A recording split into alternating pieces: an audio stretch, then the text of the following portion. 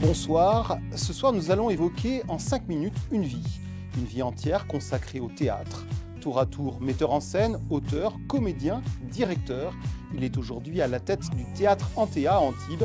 Bienvenue à Daniel Benoît. Bonsoir. Daniel Benoît, bonsoir. Alors quand vous regardez derrière vous, qu'est-ce que vous voyez? 50 ans d'une carrière très remplie? Oui, c'est vrai, une centaine de pièces de théâtre mises en scène, une vingtaine d'opéras, 6 réalisations, je crois, pour la télé, et puis un film, un long métrage. Ça, si vous voulez, au niveau des spectacles, et puis de l'écriture aussi, des traductions, et puis des pièces écrites, enfin des choses comme ça. Ouais. Est-ce que vous êtes un peu un boulimique, quelqu'un qui est pris d'un appétit féroce justement pour ce monde du théâtre? Je ne crois pas que je sois boulimique, il est clair que je suis passionné par contre. Et que la grande raison pour moi d'avoir fait du théâtre, c'est de rester passionné jusqu'à la fin de ma vie. Et je reste passionné effectivement par ce que je fais et par tout ce qui peut apparaître comme faisant partie, disons, de ce métier. Ce que le grand public ne sait peut-être pas, c'est que le théâtre ou la télévision, l'opéra n'ont pas été votre vocation première. Au tout début, vous vous destiniez plutôt à d'autres carrières artistiques. Oui, c'est-à-dire que j'ai essayé d'abord de faire de la musique, j'étais extrêmement mauvais. Ensuite, j'ai essayé de faire de la peinture et puis j'étais pas bon. Et je veux dire, c'est le théâtre vraiment qui était la bonne symbiose, disons, entre les différents éléments que j'avais envie d'exprimer. Ça s'est passé comment, le déclic? Ça s'est passé le jour où j'ai arrêté de peindre. Un jour, j'ai dit, je suis un mauvais peintre, j'arrête de peindre. J'avais 15 ans et demi, 16 ans, quelque chose comme ça. Et donc là, je suis allé voir une répétition d'un ami qui faisait une répétition d'Antigone d'Anouilh. Et je suis allé voir ça et j'ai joué avec lui alors que j'avais jamais rien fait. Ça a été la révélation? Ça a été une révélation, oui, absolument. Ça a été une révélation et puis ensuite je me suis passionné pour ça. Oui. Alors il y a un autre aspect inattendu dans votre biographie, c'est que vous êtes un ancien étudiant d'HEC, vous êtes même, je crois, docteur en sciences de gestion de l'entreprise. Est-ce que ça veut dire qu'il y a deux Daniel Benoît, il y a le saltimbanque et le gestionnaire? Est-ce que de temps en temps, est-ce qu'ils se rencontrent? Disons que HEC ou le doctorat, c'est des erreurs de jeunesse. Dans le sens où, si vous voulez, mais la réalité, en fait, c'est que j'essayais de gagner du temps, donc de faire des études en gagnant du temps, pour pouvoir faire du théâtre, en fait. C'est-à-dire que, si vous voulez, à un moment donné, il a fallu choisir. On m'a un peu facilité les choix, parce que ça a marché très vite. Et donc, si vous voulez, j'ai pu abandonner sans problème, disons, une autre carrière qui se serait offerte si j'avais été nul en théâtre, quoi.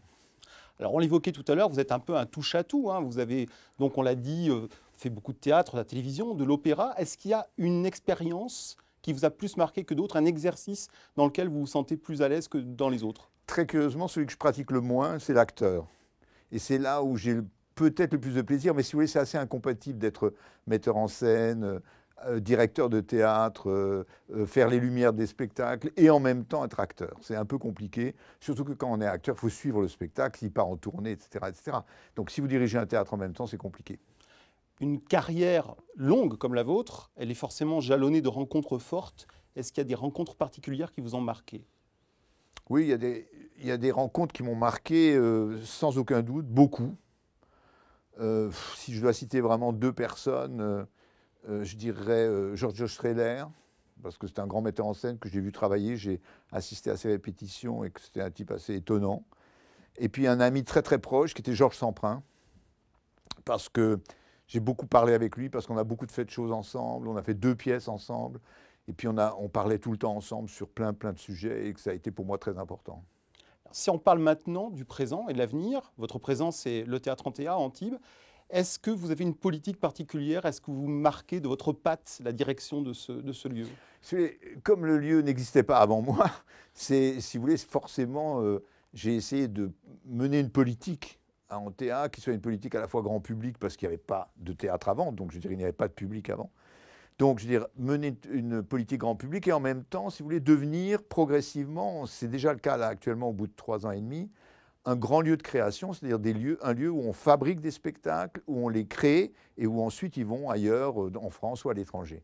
Donc, je veux dire, ça va devenir de plus en plus un grand lieu de création, appuyé, si vous voulez, soutenu par un énorme public, hein, puisque on a, je disais tout à l'heure, on a vendu déjà 110 000 places pour la saison en cours. C'est énorme. Donc c'est énorme. C'est-à-dire que c'est quelque chose que je n'attendais pas du tout, par contre. Je ne m'attendais pas à pouvoir, si vous voulez, avoir un théâtre avec une telle fréquentation et une telle force, si vous voulez, à 30 km de Nice, quoi. Est-ce qu'après 50 ans de carrière, votre appétit est rassasié enfin? Pas du tout. Pas du tout.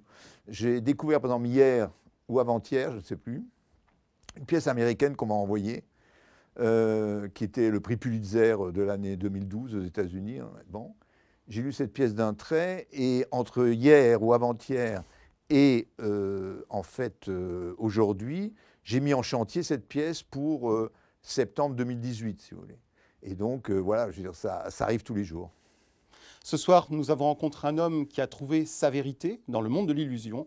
Nous recevions Daniel Benoît. Bonsoir Daniel Benoît. Bonsoir.